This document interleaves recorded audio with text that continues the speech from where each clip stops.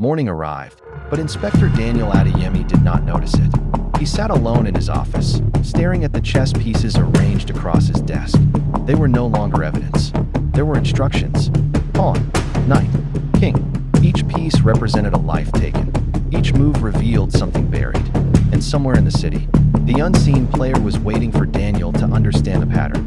Sergeant Lucy Danjuma entered quietly, carrying old case files pulled from government archives long considered closed. But these files did not feel closed. They felt hidden.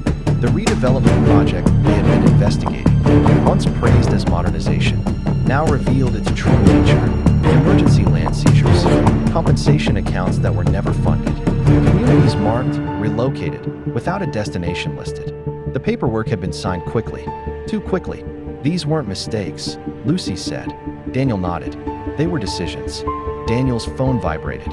It was an unknown number. Then he answered, but it was static. No voice, no words. Then the call ended. It wasn't communication. It was confirmation. The killer knew they were getting closer. Minutes later, an emergency alert came through. One of the remaining officials tied to the project had reported a break-in, but nothing had been stolen. Daniel and Lucy drove fast, the city blurring around them. This time, they weren't investigating what had happened. They were trying to prevent what hadn't happened yet. The building's power had been tampered with. Security cameras leaked empty footage. Elevators frozen between floors. The killer had entered and left without resistance. Inside the executive office, they found something chilling. Not destruction, not violence, but preparation. A chessboard, set carefully at the center of the table. One move already made. Waiting. The message was clear. You are part of the game now.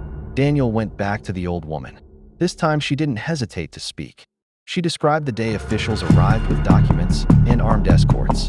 Families were told to leave immediately. There was no transport, no housing, only instructions, and confusion. Among the families was a boy who said nothing, who watched everything, but asked one question before they left. Where are we supposed to go? But no one answered him. It was found that boy disappeared into the system. No school records, no identity, no future. But now Daniel understood. The killer had not appeared from nowhere. He had been created. Lucy mapped the crime scenes across the city. A pattern emerged. Not random, not symbolic, mathematical, precise.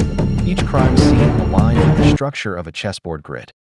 The killer was not just reenacting a game. He had turned the entire city into one. Every move forced the truth closer to the surface. Every death reopened what power had buried. Back at Daniel's office, another envelope waited. No one saw who delivered it. No one ever did. Inside, a black bishop and a note, which read, "Truth doesn't move straight. It cuts across everything." Daniel looked out at the skyline, vast, restless, unaware. Somewhere out there, the architect of this game was preparing the next move. And Daniel realized something terrifying. This investigation was no longer about solving murders.